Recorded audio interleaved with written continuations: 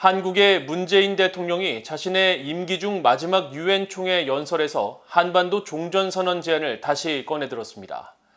전문가들은 장기화하고 있는 교착 국면에 반전을 만들 조짐이 보이지 않는다면서 북한의 도발 속에 실현 가능성이 의문이라고 지적했습니다.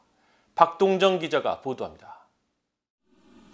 한국의 문재인 대통령은 21일 유엔 총회 기조연설에서 남북미 3자 또는 남북미 중 4자가 모여 한반도에서 전쟁이 종료됐음을 함께 선언하자고 제안했습니다.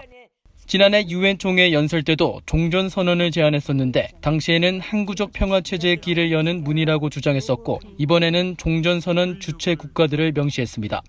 한국 내 북한 전문가들은 지난 2019년 2월 하노이 미북 정상회담 결렬 이후 미북 교착 국면이 지속되고 있고 최근에는 북한의 잇단 미사일 시험 발사와 영변 핵시설 재가동 정황이 나오고 있는 상황에서 문 대통령의 이번 종전선언 제안은 시기적으로 다소 의외라고 지적했습니다.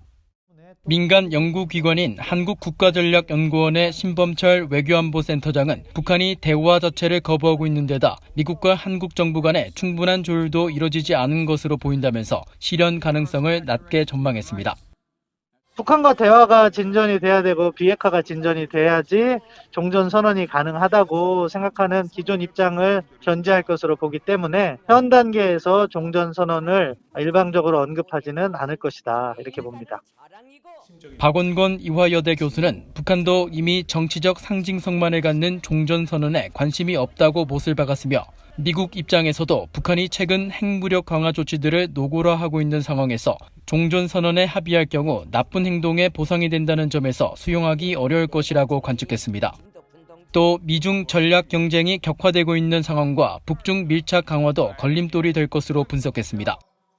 미중 관계가 이렇게 악화된 상황에서 특히 최근에 중국이 북한의 입장을 옹호하고 있는 상황에서 종전선언이 하는 의미를 미국이 너무 잘 알죠. 그거는 결국은 그 적대시 정책의 끝인 동맹의 약화, 해체, 주한미군 철수까지도 연결될 수 있다라는 거. 그걸 뭐 당연히 알고 있는데 이런 상황에서 그걸 받을 수 있느냐.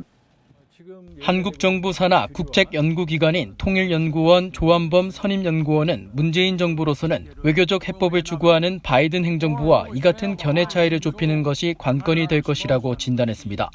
그러면서 북한이 그동안 대북 적대시 정책 철회를 요구해온 만큼 관련국들이 종전선언에 긍정적인 반응을 보인다면 북한에게도 일단 대화에 나설 명분이 될 수 있을 것으로 평가했습니다. VU 뉴스 박동정입니다.